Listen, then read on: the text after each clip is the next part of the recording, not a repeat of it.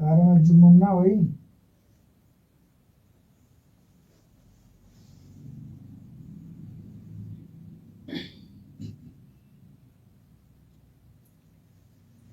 Hello friends, और कैसे हैं आप सभी लोग। एक बार वॉइस चेक कीजिए, वॉइस क्लियर है क्या।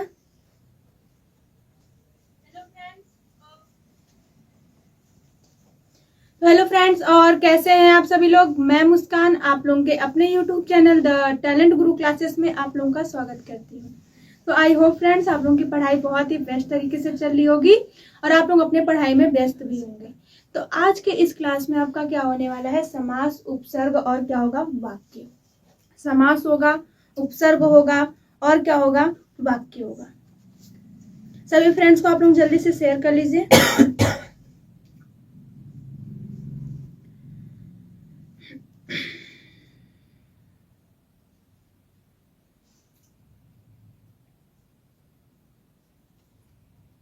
तो चलिए, तो सबसे पहले हम लोग क्या पढ़ेंगे, समास।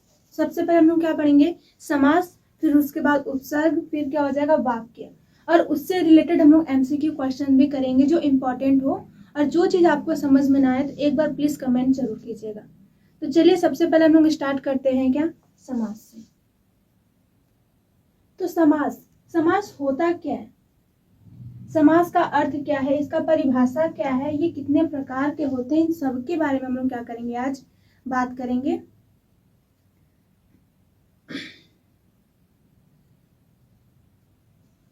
तो सबसे पहले बात करें कि समास का शाब्दिक अर्थ है, समास का शाब्दिक अर्थ क्या है।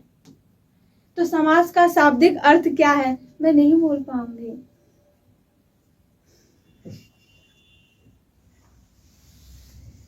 समास का शाब्दिक अर्थ क्या है, तो क्या है, संक्षेपीकरण।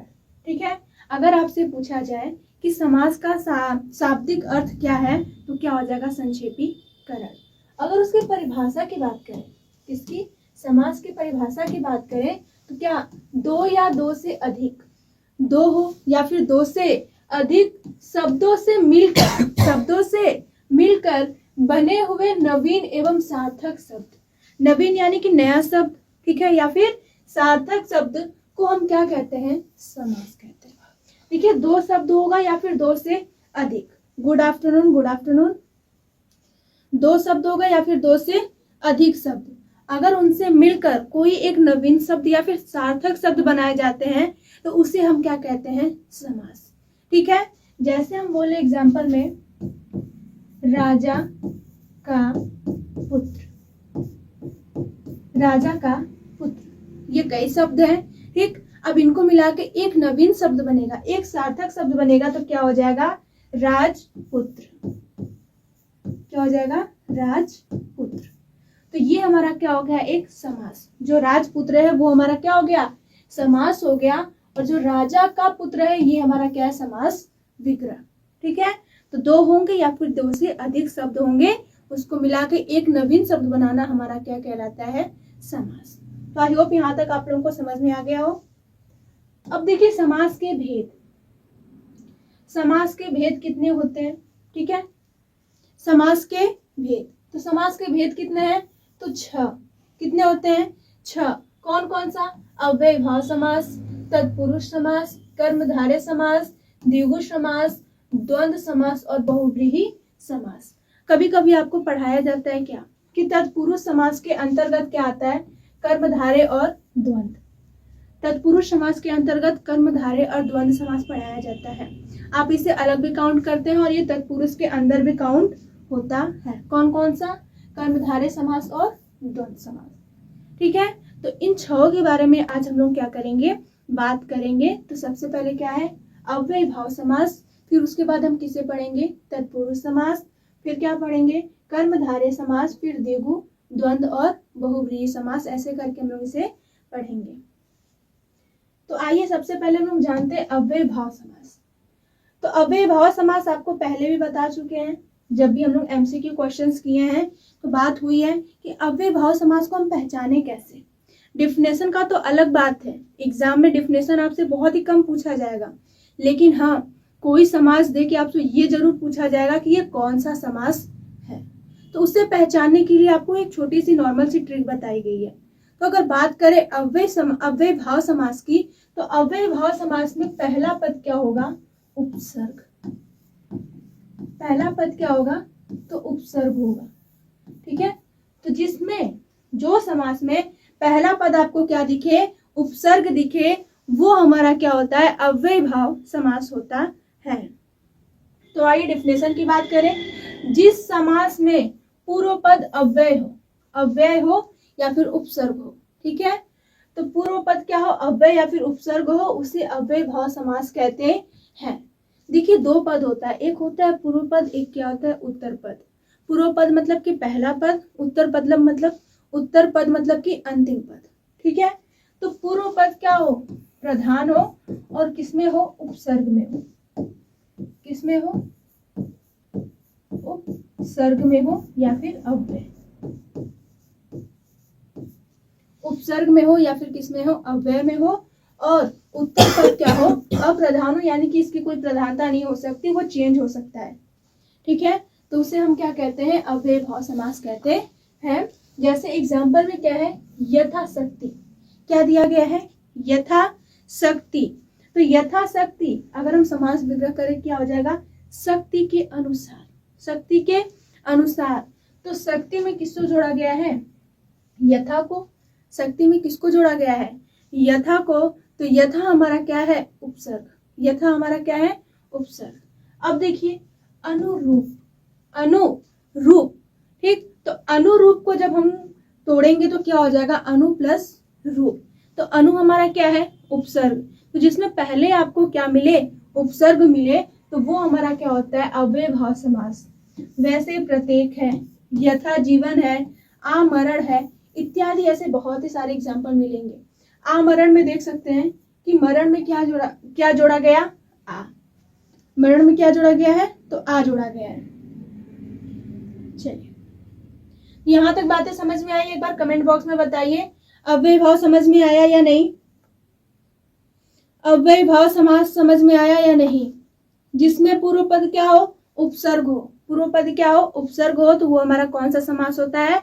तो अव्यय भाव समास होता है। अब देखिए नेक्स्ट क्या दिया है? तत्पुरुष समास। तत्पुरुष समास। तो तत्पुरुष समास की बात करें तो इसमें कारक चिन्ह का लोप होता है। किसका? कारक चिन्ह का लोप। कारक चिन्ह का क्या होता है? लोप होता है, यानी कि कारक चिन्ह छुपे होते हैं। और कारक चिन्ह आप लोगों को पता होगा, कर्ता ने कर्म को करण से संप्रदान के लिए, ये चीज आप लोगों को पता होनी चाहिए। ठीक है, ये चीज हमारे क्या होता है? कारक चिन्ह। आइए बात करते हैं, जिस समास में पूर्व पद विशेषण होने के कारण गौड़ मतलब कि अप्रधान हो, विशेषण होने के कारण वो क्या होता है? अप्रधान होता है, तथा उत्तर पद क्या होता है? प्रधान होता है। विशेष होने के कारण क्या होता है? प्रधान। तो जिसमें पूर्व पद क्या होगा? अप्रधान, और उत्तर पद क्या होगा? प्रधान होगा। ठीक है, तो वो हमारा कौन सा समास होगा? तो वो हमारा तत्पुरुष समास होगा। और सबसे अच्छी चीज ये है कि आपको कारक आना चाहिए। कारक अगर आ रहा है तो आप आराम से बता लेंगे कि कौन सा समास है। तो आइए कारक की बात करते हैं एक बार। तो सबसे पहले बात करें क्या? कर्ता कारक। कर्ता कारक। तो कर्ता कारक का चिन्ह क्या होता है? ने। कर्ता ने। फिर कर्म कारक। कर्म कारक चिन्ह का क्या होता है? को। फिर उसके बाद आता है करण कारक। करण कारक, इसका चिन्ह क्या होता है? से। फिर आता है संप्रदान। संप्रदान कारक, इसका क्या होता है?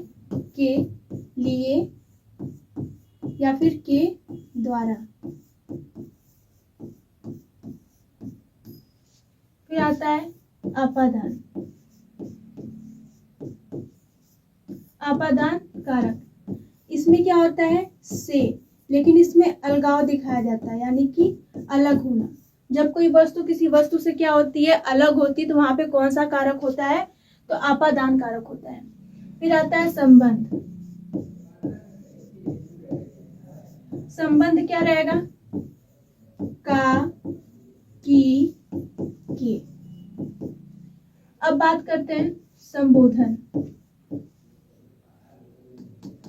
अधिकरण। अधिकरण, तो अधिकरण में क्या होगा? में, पे, पर। फिर इसके बाद आता है संबोधन। संबोधन, तो संबोधन में क्या होगा? हे, भो, अरे। हे, भो, अरे। ठीक, तो यही होता हमारा कारक और कारक चिन्ह। कर्ता ने कर्म को करण से संप्रदान के लिए या फिर के द्वारा आपादान से अलग संबंध का, की, के, रारी, रे। अधिकरण की बात करें तो में, पे, पर, और संबोधन की बात करें तो हे, भो, अरे। अब इसमें समास की बात करें तो एक कर्ता का और एक संबोधन का समास नहीं होता। केवल किसका किसका होता है? कर्म का होता है, करण का होता है, संप्रदान का होता है, आपादान, संबंध और अधिकरण का समास होता है, तत्पुरुष समास में प्रयोग होता है। चलिए, तो अब आइए देखते हैं क्या कि पहला पद क्या होगा? अप्रधान, और दूसरा पद क्या होगा? प्रधान। और इसमें किसकी लोप होती है? तो इसमें कारक चिन्ह की लोप होती है। जैसे एग्जाम्पल में आपको दिया है क्या? मन चाहा। मन चाहा, इसका मतलब क्या हो गया? मन से चाहा। क्या? मन से चाहा। अगर हम समास विग्रह करें तो क्या हो जाएगा? मन से चाहा। यहाँ पे किस चीज का लोप है? तो यहाँ पे से का लोप है। किस चीज का? से का। यहाँ पे से का लोप करके क्या लिख दिया गया है? मन चाहा। तो यानी कि यहाँ पे कौन सा समास? तो यहाँ पे आपका क्या हो गया है? तत्पुरुष समास।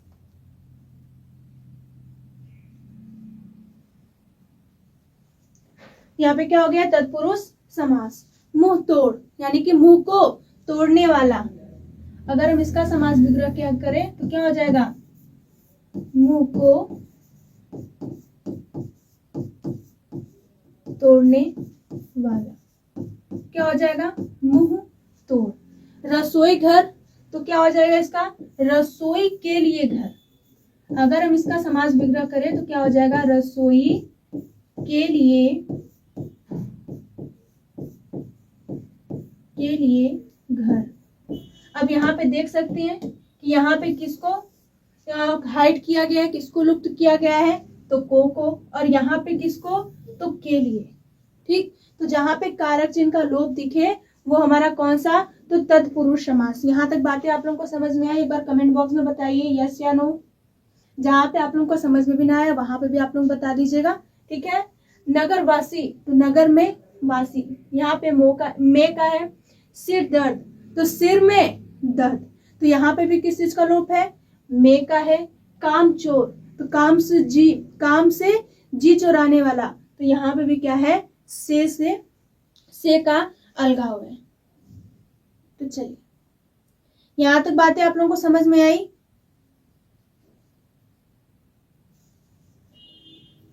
अब देखिए नेक्स्ट क्या है? कर्मधारय समास। क्या है? कर्मधारय समास। कर्मधारय समास में सबसे पहले आपको क्या दिखेगा? विशेषण, यानी कि जिसकी विशेषता बताई जाती है। तो कर्मधारय समास में आपको अगर पहले क्या दिख जा रहा है? विशेषण। क्या दिख जा रहा है? विशेषण। तो वो हमारा कौन सा समास होगा? कर्मधारय समास होगा, जहां पे जिसकी विशेषता बताई जाएगी। जिस समासिक शब्द का उत्तर पद प्रधान हो। अब देखिए इसमें भी उत्तर पद क्या होगा? प्रधान, और पूर्व पद क्या होगा? अप्रधान।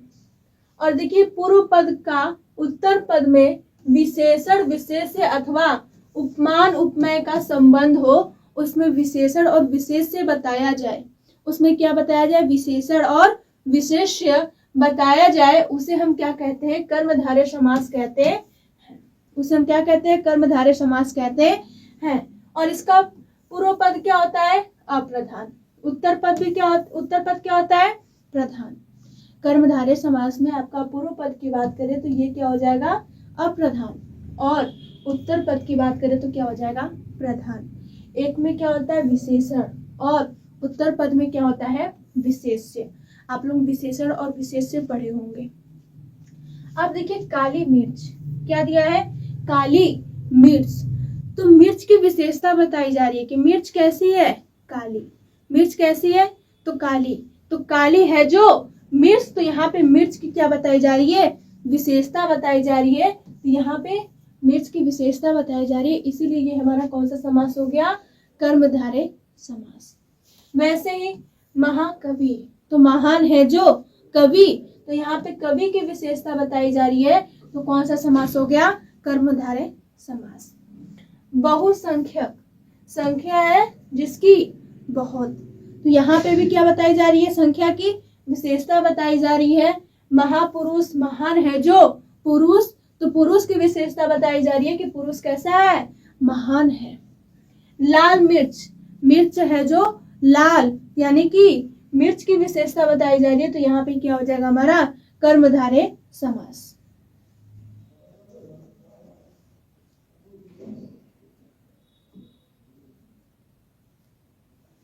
यहाँ पे क्या हो जाएगा, कर्मधारय समास।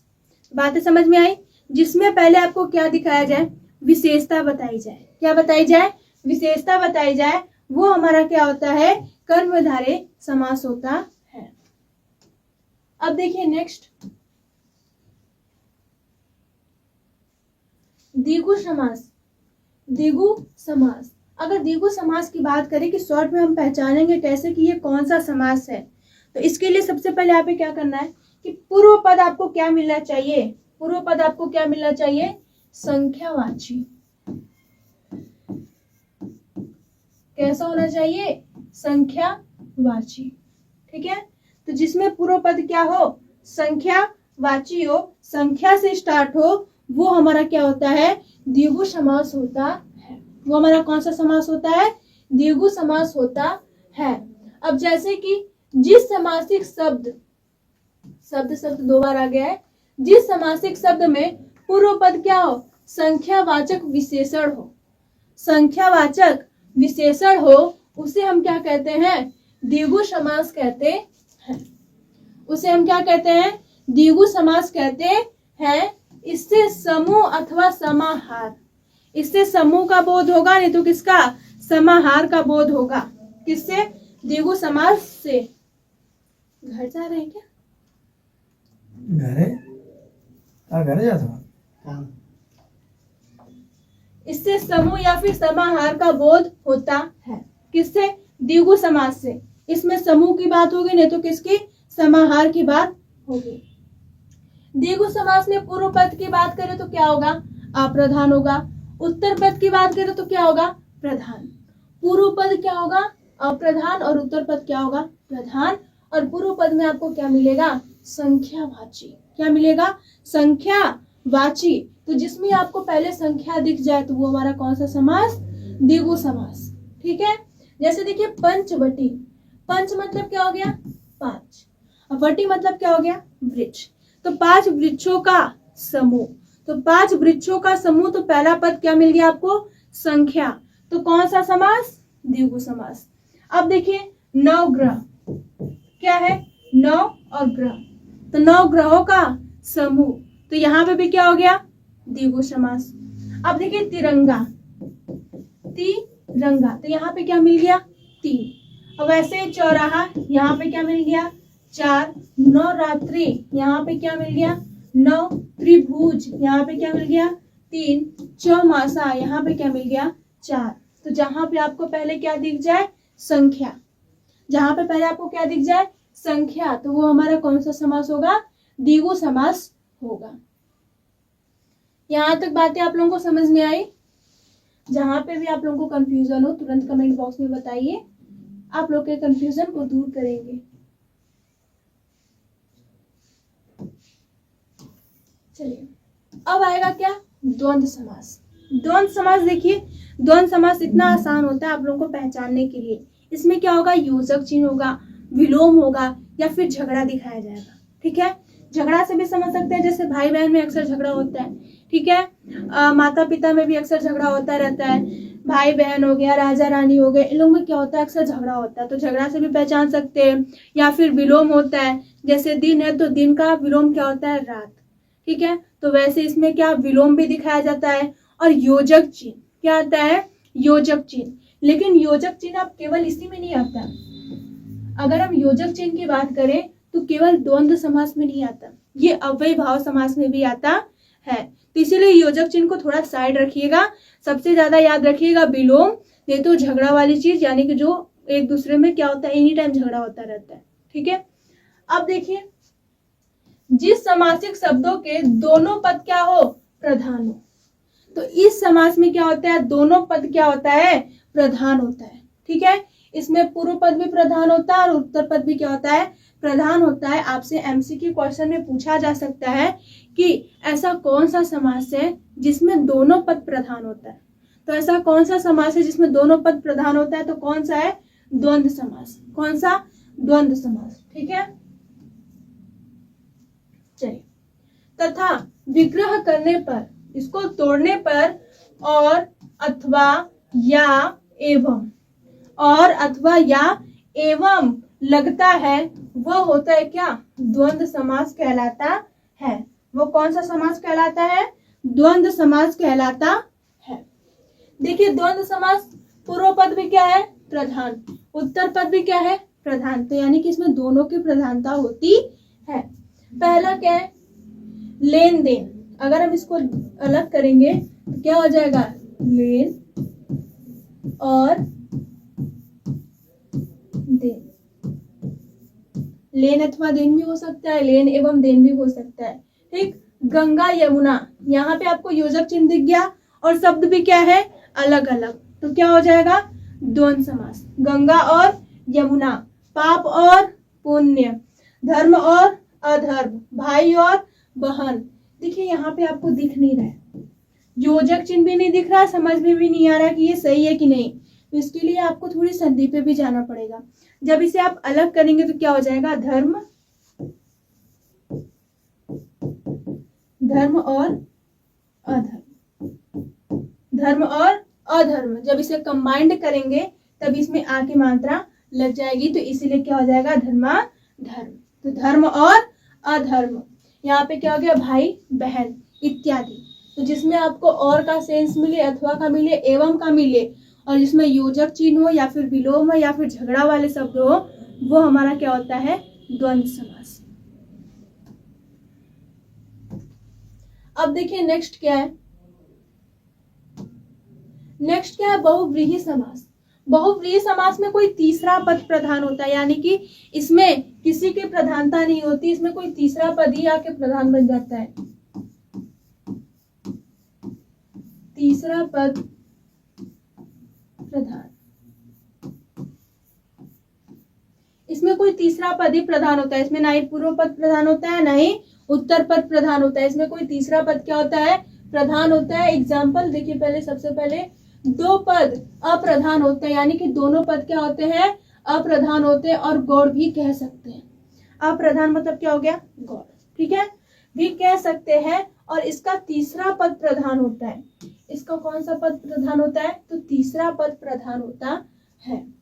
पूर्व पद की बात करें तो अप्रधान, उत्तर पद की बात करें तो ये भी क्या हो जाएगा, अप्रधान। इसमें कोई तीसरा पद क्या होगा, प्रधान होगा। जैसे एग्जाम्पल क्या है, दशानंद, दशानंद, तो 10 है जिसके आनंद, आनंद मतलब कि सर, ठीक है, तो 10 है जिसके सिर, तो यानी कि क्या हो गया, दशानंद।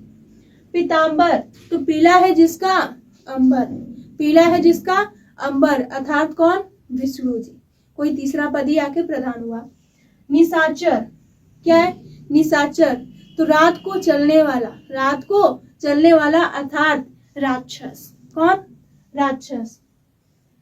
नीलकंठ, तो नीला है जिसका कंठ, नीला है जिसका कंठ, वो हमारा क्या हो जाएगा, कौन है, शंकर जी, अर्थात शंकर जी। मृग नयन, मृग नयन, तो हिरण के समान जिसकी आंखें हैं, हिरण के समान जिसकी आंखें हैं, तो अर्थात सीता जी को भी कहा जाता है तो अर्थात क्या हो जाएगी, सीता जी। तो यहां तक ये हम लोग का रहा क्या, समास। तो आइए एक बार शॉर्ट में देख लेते हैं कि हम लोग किस समास को कैसे पहचानेंगे। तो सबसे पहले हम लोग बात करें किसकी, तो अव्यय भाव की।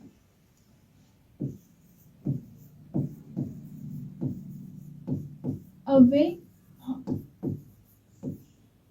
तो अव्यय भाव की बात करें, इसमें पूर्व पद में क्या होना चाहिए, पूर्व पद में क्या होना चाहिए, उपसर्ग।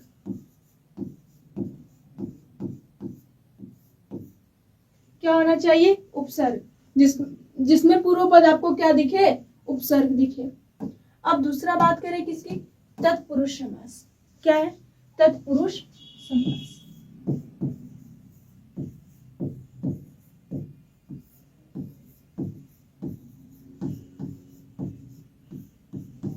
तत्पुरुष समास में क्या हो जाएगा, कारक चिन्ह का लोप। किसका, कारक चिन्ह का।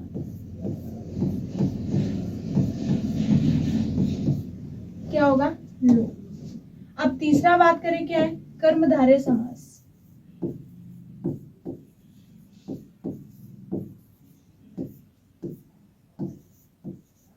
कर्मधारय समास, इसमें क्या हो जाएगा, पहला पद यानी कि पूर्व पद क्या होगा, विशेषण। आपको विशेषता बताई जाएगी। क्या बताई जाएगी, विशेषता बताई जाएगी। वहां पे हमारा कौन सा समास हो जाएगा, तो कर्मधारय समास हो जाएगा। अब इसके बाद बात करें तो द्विगु समास। क्या हो जाएगा, द्विगु समास। तो द्विगु समास में क्या होता है, संख्यावाची।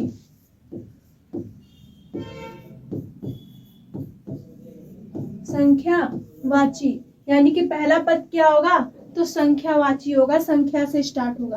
पहला पद किससे स्टार्ट होगा, संख्या से। अब देखिए बात करते हैं किसकी, द्वंद्व।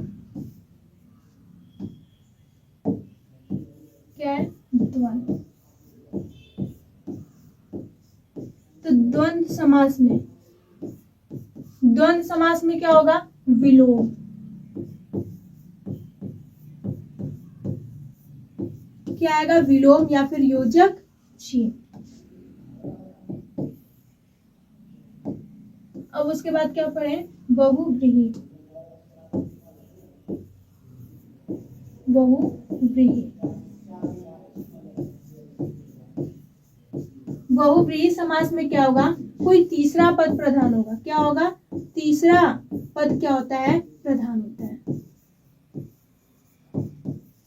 ऐसे आप शॉर्ट में पहचान सकते हैं, ठीक है। डिफिनेशन की कोई जरूरत नहीं पड़ेगी। अव्यय भाव समास की बात करें तो पूर्व पद क्या होना चाहिए, उपसर्ग होना चाहिए। तत्पुरुष की बात करें तो कारक चिन्ह का क्या होना चाहिए, लोप होना चाहिए। कर्मधारय समास की बात करें तो उसमें पूर्व पद क्या होगा, विशेषण यानी कि किसी की विशेषता बताई जाएगी। और द्विगु समास की बात करें तो उसमें क्या होगा, संख्यावाची, संख्या से स्टार्ट होगा, जैसे 1 2 3 4 वैसे संख्या दिया रहेगा। द्वंद्व समास की बात करें तो इसमें विलोम होगा या फिर योजक चिन्ह। तो योजक चिन्ह पे थोड़ा कम जाइएगा क्योंकि योजक चिन्ह अव्यय भाव में भी यूज होता है। अब देखिए बहुव्रीहि समास की बात करें तो इसमें कोई तीसरा ही पद प्रधान होगा। इसमें ना ही पहला पद प्रधान होगा ना ही दूसरा पद प्रधान होगा, इसमें कोई तीसरा पद प्रधान होगा। तो आई होप यहाँ तक आप लोगों को बातें समझ में आई। एक बार कमेंट में यस या नो बता दीजिए। तो ये हमारा क्या रहा, समास। अब देखिए हम लोग क्या पढ़ेंगे, उपसर्ग।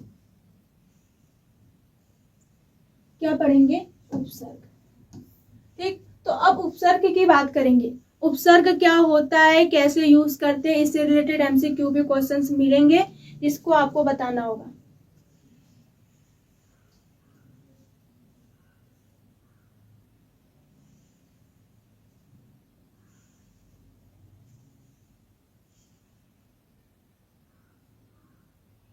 चलिए उपसर्ग की बात करें तो उपसर्ग वे शब्दांश होते हैं जो किसी शब्द के पहले जुड़कर, जो किसी शब्द के पहले जुड़ते हैं। कब, पहले। तो जो किसी शब्द के पहले जुड़कर उसके अर्थ में परिवर्तन लाते हैं, उसके अर्थ में क्या ला देंगे, परिवर्तन ला देंगे, तो या फिर उसे नया अर्थ देते हैं, या फिर उसे एक नया अर्थ देते हैं, उसे हम क्या कहते हैं, समास। ठीक है, तो वे शब्दांश जो शब्द के पहले जुड़ जाता है, जो शब्द के क्या जुड़ जाता है, पहले जुड़ जाता है, तो उसे हम क्या कहते हैं, समास।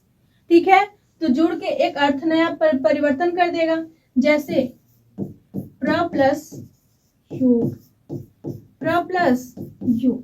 ठीक, तो योग मतलब आपको पता है क्या, जोड़ना। ठीक, जब इन दोनों को कंबाइंड करेंगे तो क्या बन जाएगा, प्रयोग। क्या बन गया, प्रयोग। तो यहाँ पे हमने क्या जोड़ा, प्र जोड़ा, तो प्र हमारा क्या हो गया, उपसर्ग। प्र हमारा क्या हो गया, तो उपसर्ग हो गया।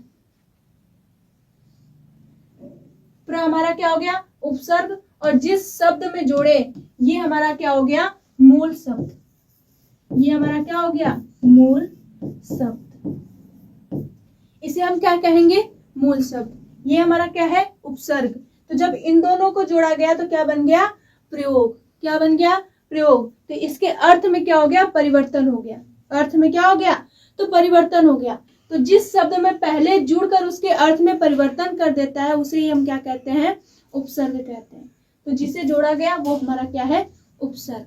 तो ऐसे उपसर्ग होता है। सेम इसी का अपोजिट, इसी का उल्टा क्या होता है, प्रत्यय। क्या होता है, प्रत्यय। जो शब्द के पीछे जोड़ा जाता है, शब्द के पीछे जोड़ा जाता है उसे हम क्या कहते हैं, तो प्रत्यय। लेकिन हम बात किसकी कर रहे हैं, केवल उपसर्ग की। अब देखिए कौन कौन से उपसर्ग होते हैं। उपसर्ग तो ऐसे बहुत होते हैं। अब देखिए जैसे सबसे पहले आपको दे दिया गया क्या, अ।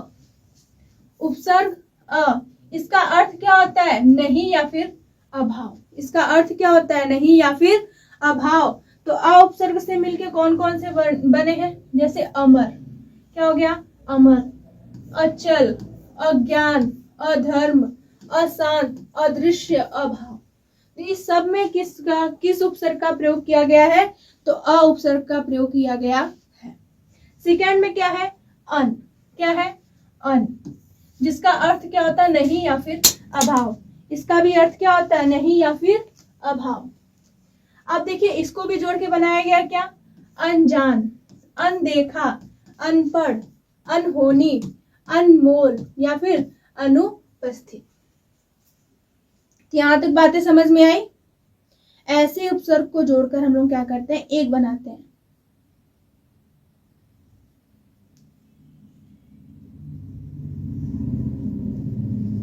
अब देखिए क्या दिया है, अधि। क्या दिया है, अधि। तो अधि यानी कि ऊपर या फिर श्रेष्ठ। इसका अर्थ क्या होगा, ऊपर या फिर श्रेष्ठ। तो जैसे कि अधिकार, अधिपति या फिर अधिग्रहण या फिर अधिसूचना, फिर अधिराज। अब चौथा क्या है, अप। अप का अर्थ क्या होता है, बुरा या फिर हीन। अर्थ क्या होता है, बुरा या फिर हीन। अगर हम इसे जोड़ के बना तो क्या हो जाएगा, अपमान, किसी का अपमान करना। अपयश, अप में हमने क्या जोड़ दिया, यश जोड़ दिया। अपयश, अपहरण, अपव्यय, अपराध या फिर अपशब्द। ठीक है, ऐसे बुरा शब्द बोलना कि हाँ वो बुरा शब्द हमको बोला। हाँ ये लाइव क्लास है, क्यों।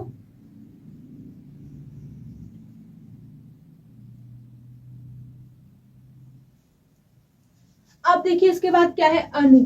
इसके बाद क्या है, अनु। अनु मतलब क्या हो गया, पीछे या फिर समान। पीछे या फिर समान, तो क्या हो जाएगा, अनुभव, अनुरोध, अनुवाद, अनुशासन, अनुसरण, अनुकूल। अब छठवें पे क्या है, उप। क्या है, उप।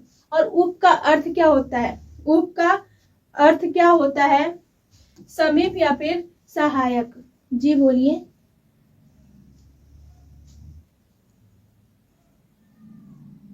मैम मुझे, क्या मुझे, जैसे कि उपहार, उपयोग, उपवन, उपमंत्री, उपसर्ग या फिर उपचार। अब सातवां क्या है, सह। सह का अर्थ क्या होता है, साथ या फिर सहित। साथ या फिर सहित। जब हम इस उपसर्ग का प्रयोग करेंगे तो इससे रिलेटेड क्या, सहयोगी, सहपाठी, सहमत, सहयोग, सहभागी या फिर सहगमन शब्द बनेंगे। अब इसके बाद क्या देखिए, नीर। नीर मतलब क्या हो गया, बिना या फिर बाहर, बिना या फिर बाहर,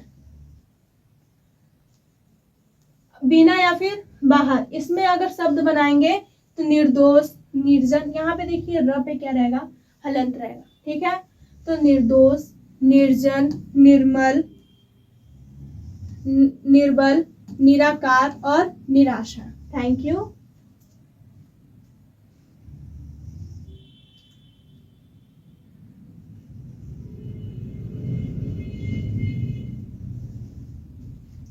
या फिर निराशा।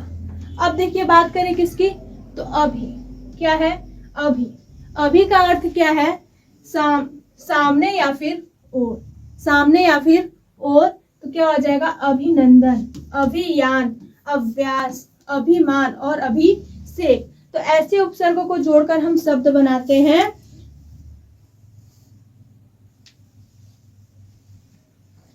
ऐसे उपसर्ग जोड़कर हम क्या एक नवीन शब्द बनाते हैं, ठीक है। तो चलिए अब उसके बाद क्या है, परि।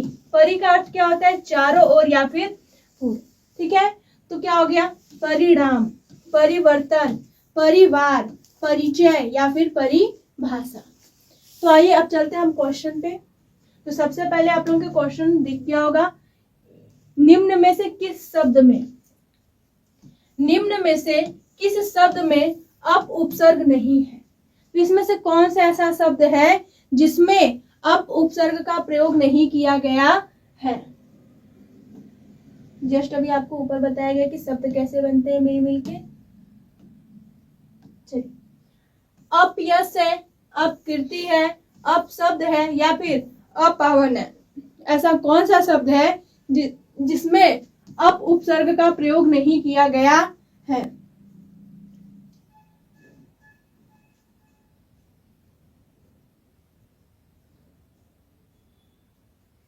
आप अपना नाम बताइए। तो बात करें अप उपसर्ग का प्रयोग नहीं किया गया, तो आइए देखा जाए कि कौन से ऐसे ऑप्शन है जिसमें से अप उपसर्ग का प्रयोग नहीं किया गया। अगर हम इसे तोड़ेंगे तो क्या हो जाएगा, अप प्लस यस। अगर हम इसे तोड़ेंगे तो क्या हो जाएगा, अप प्लस कीर्ति। अगर हम इसे तोड़ेंगे तो क्या हो जाएगा, अप प्लस शब्द। लेकिन अगर लास्ट की बात करें, तो लास्ट की अगर बात करें तो क्या हो जाएगा, अ प्लस पावन, अ प्लस पावन। यानी कि ऑप्शन नंबर डी आपका क्या है, ऑप्शन नंबर डी आपका क्या है कि इसमें अ उपसर्ग का प्रयोग किया गया। किसका, अ उपसर्ग का प्रयोग किया गया। और आपको चाहिए क्या कि जिसमें अप उपसर्ग का प्रयोग नहीं हो। यानी कि ऑप्शन नंबर डी आपका क्या हो जाएगा, बिल्कुल सही। अब पावन में अप उपसर्ग का प्रयोग नहीं किया गया है। नेक्स्ट क्वेश्चन, निर्जन शब्द में किस उपसर्ग का प्रयोग किया गया है। आपसे पूछा क्या जा रहा है, निर्जन। तो निर्जन शब्द में किस उपसर्ग का प्रयोग हुआ है। अब बताइए, नी, नीर, नीर या फिर निस।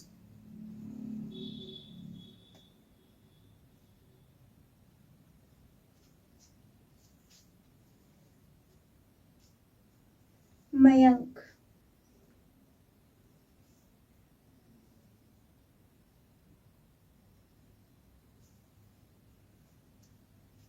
तो निर्जन शब्द में किस उपसर्ग का प्रयोग किया गया है। आप मेरे क्वेश्चन का आंसर दीजिए, मैं आपके क्वेश्चन का आंसर दे रही हूं।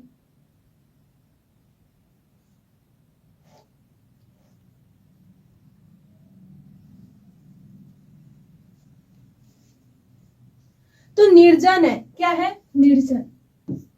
अगर हम लिखना चाहें तो निर्जन को ऐसे भी लिख सकते हैं, क्योंकि यहाँ पे कौन सा र है, रूफ र। कौन सा, रूफ र। तो चलिए, तो इसको हम ऐसे भी लिख सकते हैं। तो यानी क्या हो जाएगा, नीर प्लस जन, नीर प्लस जन। तो किस उपसर्ग का प्रयोग किया गया, तो नीर उपसर्ग का प्रयोग किया गया। तो ऑप्शन नंबर सी आपका क्या हो जाएगा, बिल्कुल सही। ऑप्शन नंबर सी क्या हो जाएगा? बिल्कुल सही। अब देखिए नेक्स्ट, उपेक्षित शब्द में उपसर्ग है, तो उपेक्षित शब्द में कौन सा उपसर्ग है? बोली तो आप पहले मेरे क्वेश्चन का आंसर दीजिए, मैं तो आपके आंसर दूंगी।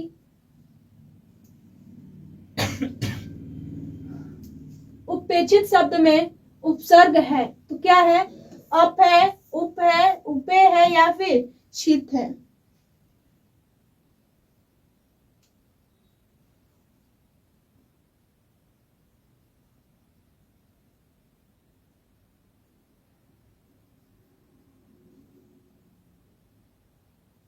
उपेक्षित शब्द में कौन सा उपसर्ग है?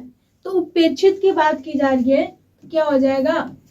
उप प्लस इच्छित। क्या हो जाएगा? उप प्लस इच्छित। तो कौन से उपसर्ग का प्रयोग किया गया?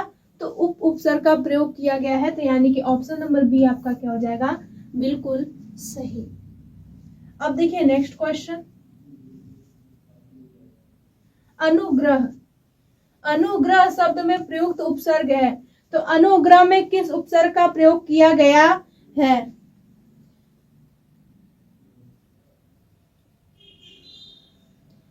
आंसर तो था लेकिन गलत। बताइए अनुग्रह में किस उपसर्ग का प्रयोग किया गया है? अन, अ, अनु या फिर गृह?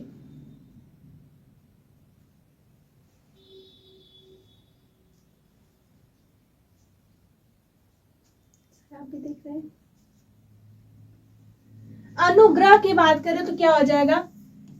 अनु प्लस ग्रह, अनु प्लस ग्रह।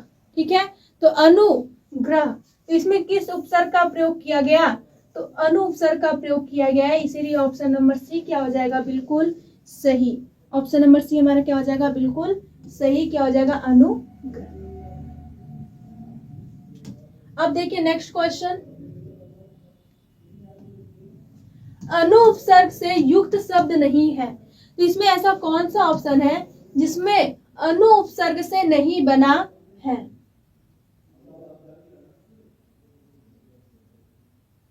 इसमें कौन सा ऐसा शब्द है जिसमें अनु उपसर्ग से नहीं बना है?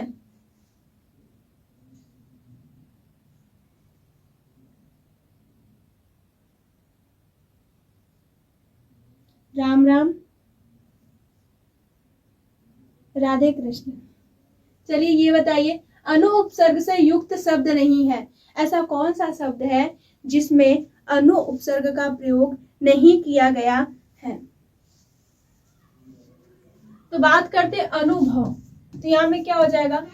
अनु प्लस भाव, अनुभाव है तो अनु प्लस भाव। अनुकरण, यहाँ पे क्या हो जाएगा? अनु प्लस करण। अगर बात करें अनुचरण, तो यहाँ पे क्या हो जाएगा? अनु प्लस चर। अगर बात करें लास्ट की तो अनुचित है, क्या है? अनुचित। तो अनुचित की बात करें तो क्या हो जाएगा? अन प्लस उचित, अन प्लस उचित। इसमें कौन सा ऑप्शन सही हो जाएगा? तो आपका ऑप्शन नंबर डी क्या हो जाएगा? बिल्कुल सही। इसमें अनु उपसर्ग का प्रयोग नहीं किया गया है। फिलहाल आपको दिख तो सब में रहा था कि सब में अनु अनु लगा है, यानी कि सब में यूज हुआ है, तो लास्ट वाले में अनु सब उपसर्ग का प्रयोग नहीं किया गया है। इसमें किसका यूज हुआ है? तो अन का।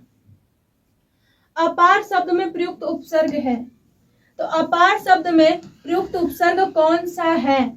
आ है या फिर अ है या फिर अन है या फिर उप है? ये क्वेश्चन बहुत ही इजी है। क्या वो फोन कर रहे थे? हो गया?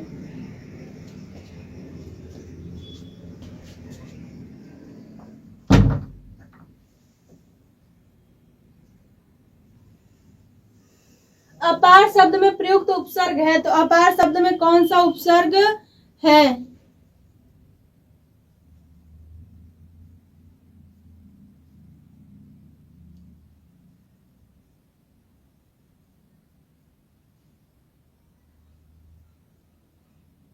मतलब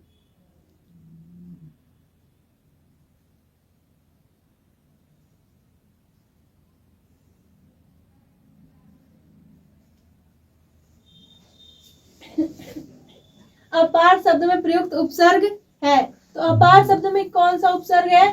तो अ उपसर्ग। तो अ प्लस पार, अ प्लस पार, तो क्या हो जाएगा? अपार।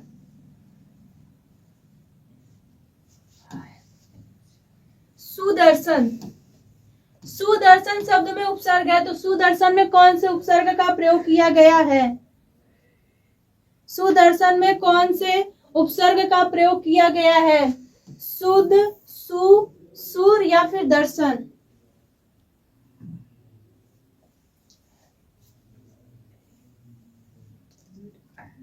टाइट हो दिख रहा है,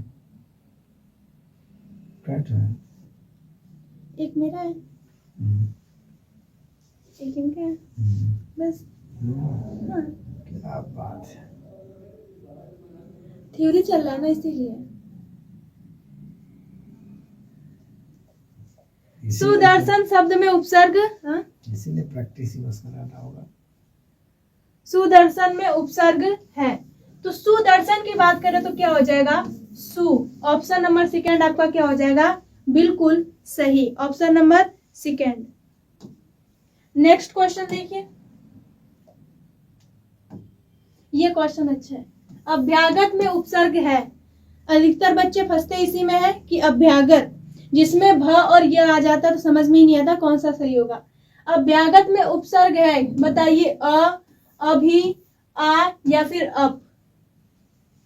इसमें कोई ऑप्शन ही नहीं दिख रहा है कि जो सही हो। चलिए बताइए।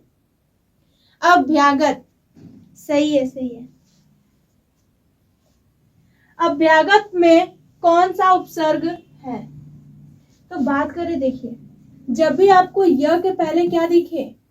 आधा व्यंजन। क्या दिखे? आधा व्यंजन। तो इस आधे व्यंजन पे किसकी मात्रा होगी? ई की मात्रा होगी। इस आधे व्यंजन पे किसकी मात्रा होगी? तो ई की मात्रा होगी। तो आपको क्या दिया गया है? अभ्यागत। तो य के पहले क्या है? भ। य के पहले क्या है? भ। तो यहाँ पे किसकी मात्रा होगी? भ पे छोटी की मात्रा, तो यानी कि कौन सा उपसर्ग है? अभी उपसर्ग है।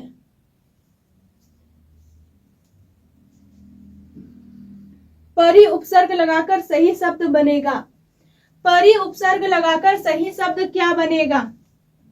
अब देखिए, परि उपसर्ग का प्रयोग करना है कि इसमें कौन सा सही शब्द बनेगा।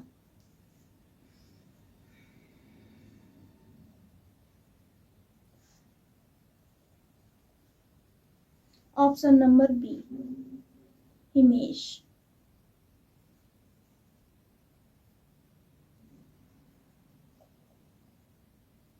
चलिए, परि उपसर्ग का बात किया गया है, किसका बात किया गया है? परि उपसर्ग का। तो परि उपसर्ग की बात करें तो किसमें है? परिपूर्ण में। किसमें? परिपूर्ण में। Option number first.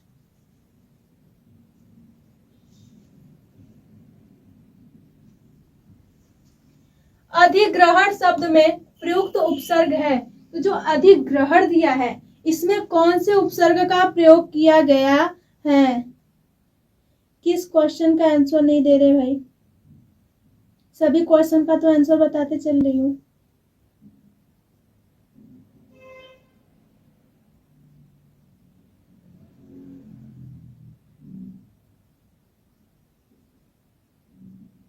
आप हैं कहाँ से?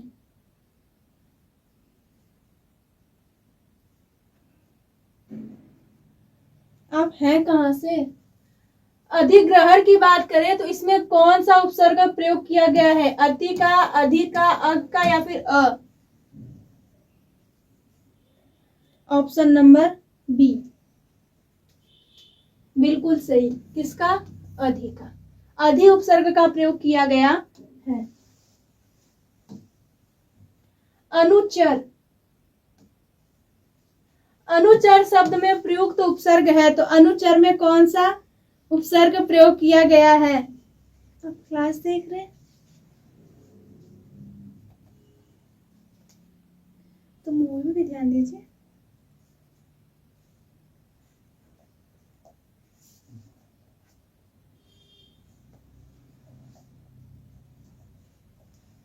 अनुचर में किस उपसर्ग का प्रयोग किया गया है? तो अनुचर की बात करें तो किस उपसर्ग का प्रयोग किया गया है? अनु उपसर्ग का प्रयोग किया गया है। ऑप्शन नंबर ए हमारा क्या हो जाएगा? बिल्कुल सही। अब देखिए नेक्स्ट क्वेश्चन।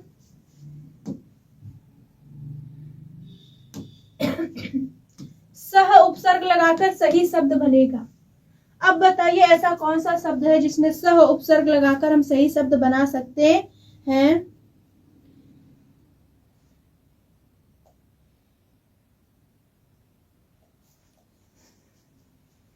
सर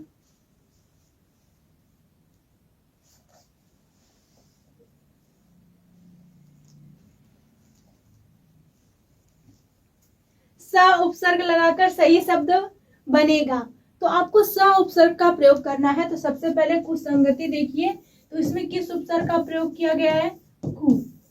किस उपसर्ग का? तो कु उपसर्ग का प्रयोग किया गया है। अब देखिए असुविधा, तो इसमें किसका प्रयोग किया गया है? अ। ठीक, किस उपसर्ग का प्रयोग किया गया है? तो अ उपसर्ग का प्रयोग किया गया है। अगर सुमति की बात करें तो इसमें किस उपसर्ग का प्रयोग किया गया है? तो इसमें क्या है? सु। अब आपको पूछा क्या है? सह, तो इसमें यानी कि फर्स्ट वाले में किसका यूज किया गया है? सह उपसर्ग का प्रयोग किया गया है। तो क्या हो जाएगा? सह कर्मी, यानी कि ऑप्शन नंबर फर्स्ट हमारा क्या हो जाएगा? बिल्कुल सही। अब देखिए नेक्स्ट क्वेश्चन क्या है। पर्यावरण शब्द में प्रयुक्त उपसर्ग है। ये वैसे ही लगेगा जैसे यह है और यह के पहले आपको क्या दिख जाएगा? आधा व्यंजन, खाने वाला व्यंजन नहीं, वर्ड। ठीक, क्या हो जाएगा? आधा व्यंजन, तो उस पर किसकी मात्रा? छोटी ई की मात्रा। तो पर्यावरण है तो पर्यावरण को आप ऐसे भी लिख सकते हैं। अब बताइए कि इसमें कौन से उपसर्ग का प्रयोग किया गया है? पर्यावरण या फिर परि या फिर प्री?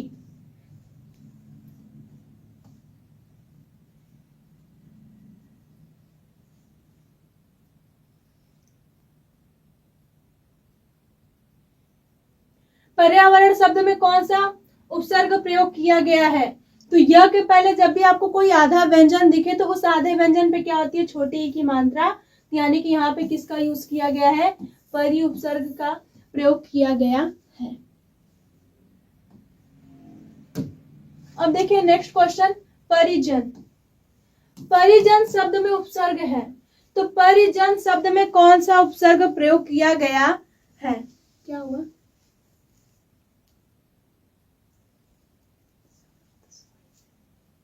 परिजन शब्द में उपसर्ग किया गया, उपसर्ग कौन सा उपसर्ग प्रयोग किया गया है? परिजन, प या फिर न?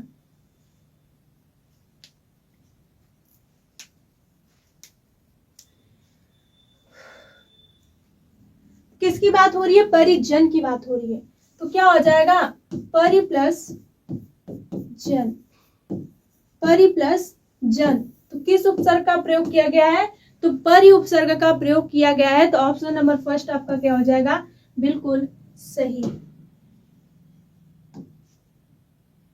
अनादर, अनादर शब्द में कौन सा उपसर्ग लगा है? अन, अनु, अ या फिर आ? अनादर शब्द आपसे पूछा गया है कि कौन सा उपसर्ग लगा है। इसको ब्लॉक ही करना पड़ेगा। रहने दीजिए।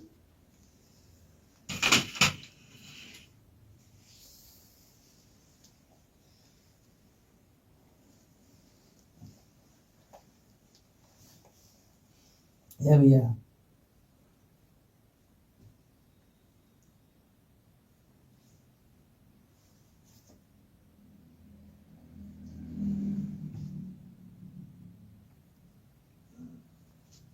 अनादर शब्द में कौन सा उपसर्ग लगा है? तो अनादर की बात हो रही है, इसमें कौन सा उपसर्ग लगा है? अन है, अनु है, अ है या फिर आ है? ऑप्शन नंबर ए क्या हो जाएगा? अन। अन प्लस आदर तो क्या हो गया? अनादर।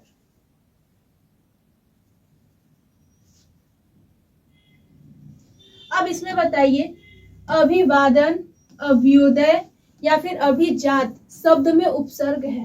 तो इन तीनों में कौन से उपसर्ग का प्रयोग किया गया है? ऑप्शन नंबर फर्स्ट अभी, सेकेंड वाद, थर्ड वादन या फिर फोर्थ इनमें से कोई नहीं।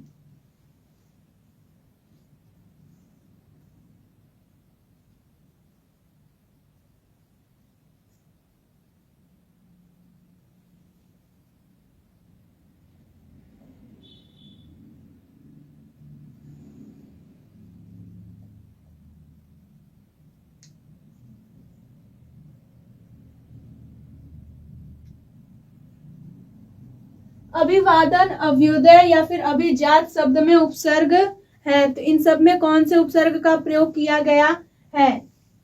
अभि का, वाद का, वादन का या फिर इनमें से कोई नहीं। तो इसमें भी आपका ऑप्शन नंबर क्या हो जाएगा? फर्स्ट। किसका यूज किया गया है? तो अभी उपसर्ग का प्रयोग किया गया है, तो ऑप्शन नंबर फर्स्ट। अब देखिए नेक्स्ट क्वेश्चन। सु उपसर्ग से निर्मित शब्द नहीं है। तो इसमें कौन सा उपसर्ग है जिसमें सु उपसर्ग से नहीं बना है? तो सु उपसर्ग से नहीं बना है ऐसा कौन सा शब्द? जल्दी से बताइए। ऑप्शन नंबर फर्स्ट क्या है? सुयोग्य, सेकेंड क्या है? सुसंपन्न, थर्ड क्या है? सुनना या फिर फोर्थ क्या है? सुगमन, सुगम।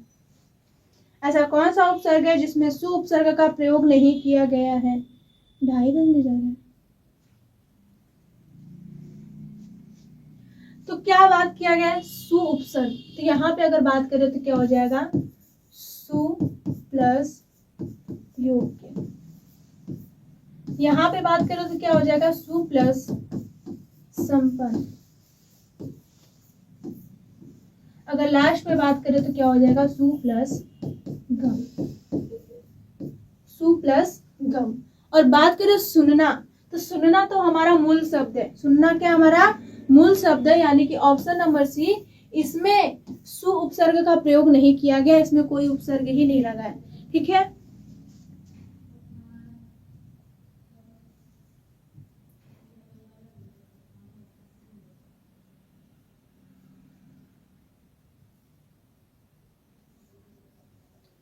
अब इसमें बताइए अनु उपसर्ग से निर्मित शब्द नहीं है। ऐसा कौन सा उपसर्ग है ऐसा कौन सा शब्द है जिसमें अनु उपसर्ग से अनु उपसर्ग का प्रयोग नहीं किया गया? ऐसा कौन सा शब्द है जिसमें अनु उपसर्ग का प्रयोग नहीं किया गया है? अनुचर, अनुगमन, अनुत्तम या फिर अनुपालन।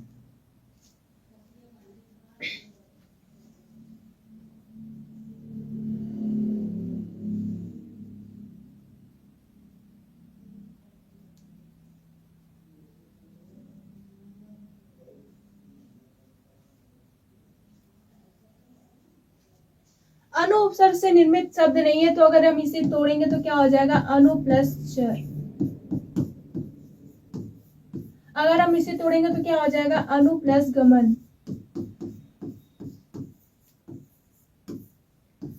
अगर इसे तोड़ेंगे तो क्या हो जाएगा? अनु प्लस पालन। तो अनुपालन, अनुगमन और अनुचर में आपका अनु उपसर्ग का प्रयोग किया गया है। अगर बात करें अनुत्तम में, तो इस पे अनु उपसर्ग का प्रयोग नहीं किया गया। इसमें किस चीज का? तो अन प्लस उत्तम, अन प्लस उत्तम। ठीक, तो इसमें अन उपसर्ग का प्रयोग किया गया है। अब देखिए नेक्स्ट, उपदेश। उपदेश शब्द में कौन सा उपसर्ग प्रयोग किया गया है? उप प्लस देश, ऑप्शन नंबर 3 मेष। उपदेश शब्द में कौन सा उपसर्ग प्रयोग किया गया है? तो बात किया जा रही है किसका? उपदेश। तो उप प्लस देश, तो कौन सा उपसर्ग हो जाएगा? तो उप उपसर्ग हो जाएगा। ऑप्शन नंबर सी आपका क्या हो जाएगा? बिल्कुल सही। निम्न में से किस शब्द में अन उपसर्ग का नहीं यूज हुआ है, यानी कि प्रयोग नहीं हुआ है? इसमें ऐसा कौन सा शब्द है जिसमें अन उपसर्ग का प्रयोग नहीं हुआ है? अनाचार, अनाविज्ञ या फिर अनावश्यक या फिर अनागर।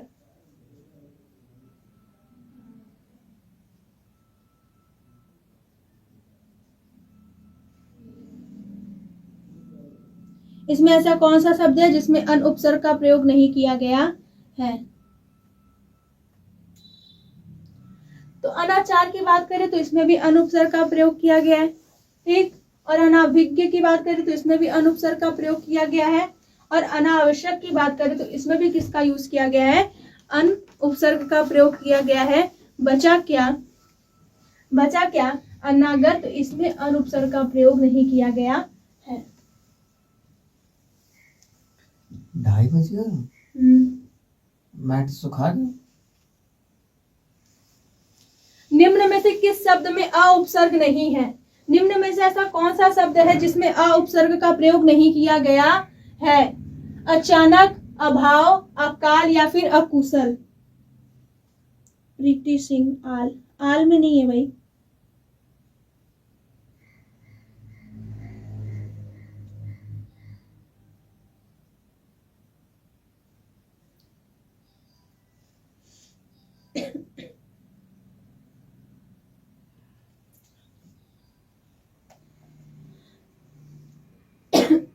ऐसा कौन सा शब्द है जिसमें अ उपसर्ग का प्रयोग नहीं किया गया है? अगर बात करें अकुशल की तो इसमें भी अ उपसर्ग का प्रयोग है।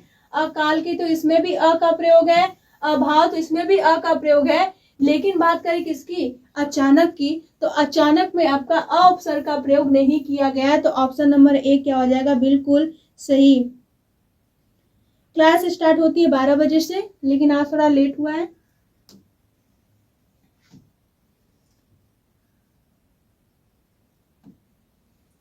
निम्न में से किस शब्द में अभी उपसर्ग नहीं है? निम्न में से ऐसा कौन सा शब्द है जिसमें अभी उपसर्ग का प्रयोग नहीं किया गया है? तो बताइए कौन सा है? अभिमन्यु, या फिर अभिन, या फिर अभिमान, या फिर अभिउदय। दिख रहा है?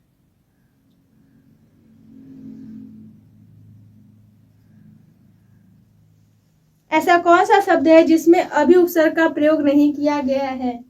अभी प्लस मन्यु, अभिमन्यु, उसमें यूज है।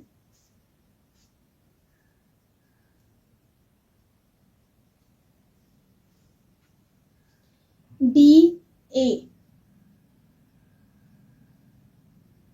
चलिए बात करें कि ऐसा कौन सा उपसर्ग है जिसमें अभी का यूज नहीं किया गया है। तो देखिए यहाँ पे आपको बताया गया था क्या कि जब यह से पहले आपको क्या दिखे? कोई आधा व्यंजन, कोई आधा क्या दिखे? व्यंजन दिखे, तो उसमें किसकी मात्रा? छोटी की मात्रा, ठीक है। तो यह के पहले आपको क्या दिख गया? भ, यानी कि भ पे छोटी की मात्रा, तो यहाँ पे भी किसका प्रयोग किया गया है? अभी का प्रयोग किया गया है, ठीक है। केमिस्ट्री का क्लास लाइव कब चलेगा? केमिस्ट्री का क्लास लाइव कब चलेगा? किस क्लास का? कौन सा क्लास जानना है भाई? अभिमान, तो इसमें भी किसका यूज किया गया है? अभी का प्रयोग किया गया है। अभिमन्यु की बात करें तो इसमें भी किसका यूज किया गया है? अभी का प्रयोग किया गया है। लेकिन अभिन की बात करें तो इसमें अ उपसर्ग का प्रयोग किया गया है। किस उपसर्ग का प्रयोग किया गया है?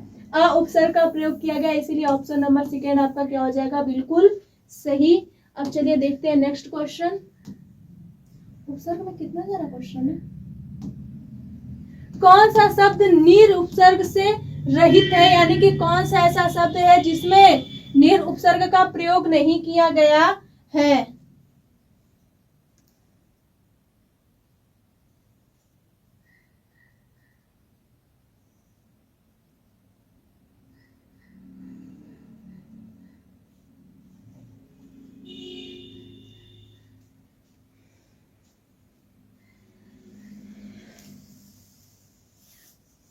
अभी फिलहाल चल रहा है क्लास 12th का। क्लास 12th और 10th पढ़ाया जाता है। और रही बात मेरी तैयारी की, तो पहले आप लोग पढ़ लीजिए। नीर उपसर्ग से कौन सा ऐसा शब्द है जो नहीं बना है? अगर नीर अव्यय की बात करें तो क्या हो जाएगा? नीर प्लस अव्यय। निर्जन की बात करें तो क्या हो जाएगा? नीर प्लस जन। निराकार की बात करें तो क्या हो जाएगा, निर प्लस आकार। और निष्कपट की बात करें तो इसमें किसका यूज हुआ है, नि, किसका, नि का। ठीक है, तो इसमें आपके निर उपसर्ग का प्रयोग नहीं किया गया है, तो ऑप्शन नंबर फर्स्ट आपका क्या हो जाएगा, बिल्कुल सही। अब देखिए नेक्स्ट क्वेश्चन, किस शब्द में परि उपसर्ग का प्रयोग नहीं किया गया है। ऐसा कौन सा शब्द है जिसमें परि उपसर्ग का प्रयोग नहीं किया गया है।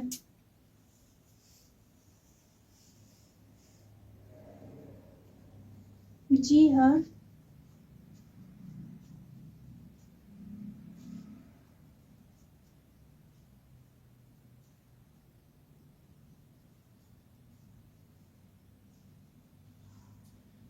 किस शब्द में परि उपसर्ग का प्रयोग नहीं किया गया है।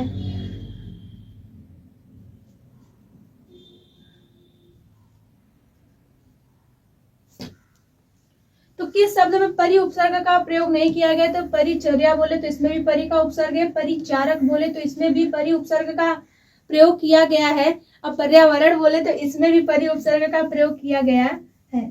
ऑप्शन नंबर बी यानी कि परिंदा। तो इसमें आपका परि उपसर्ग का प्रयोग नहीं किया गया है। क्लास 12 का केमिस्ट्री चाहिए, तो ऑप्शन नंबर बी। लेकिन यहाँ पे ग हो गया, यहाँ पे ख होना चाहिए, यहाँ पे क्या होना चाहिए, ग। क्लास 12 का।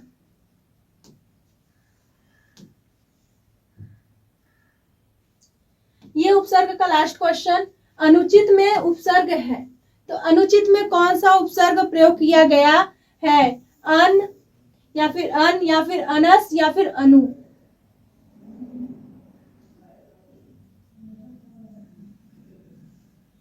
तो अनुचित की बात हो रही है, किसकी, अनुचित की। तो अनु प्लस चित यानी कि कौन सा उपसर्ग का प्रयोग किया गया है, अनु उपसर्ग का प्रयोग किया गया है। तो सबसे पहले हम लोग क्या पढ़े, समास, फिर उसके बाद क्या, उपसर्ग। तो अब आपका क्या चलेगा, वाक्य।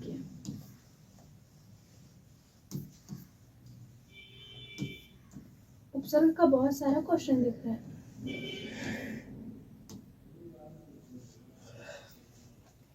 ये बता दीजिए, निम्न विकल्पों में से उस विकल्प का चयन करें जिसमें अधि उपसर्ग से बना सही शब्द है। इसमें ऐसा कौन सा शब्द है जिसमें अधि उपसर्ग का प्रयोग किया गया है।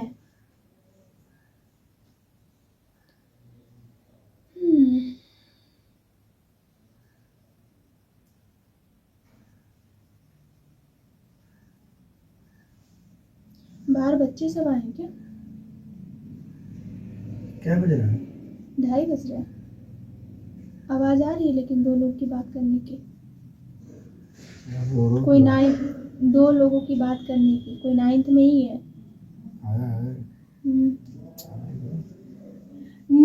निम्न विकल्पों में से उस विकल्प का चयन करें जो अधि उपसर्ग से बना सही शब्द है। अत्यंत, अध्यक्ष, अघात या फिर अनुपयुक्त।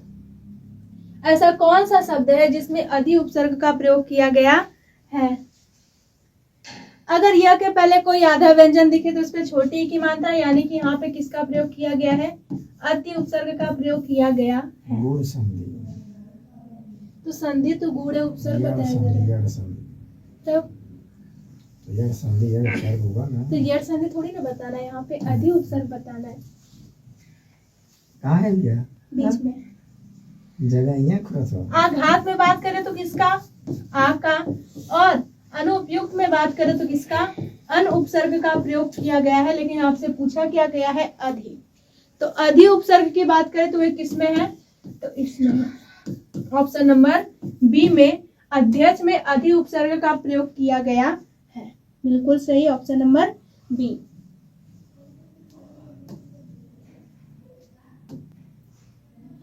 निम्न विकल्पों में से उस विकल्प का चयन करें जो अन उपसर्ग से बना सही शब्द है।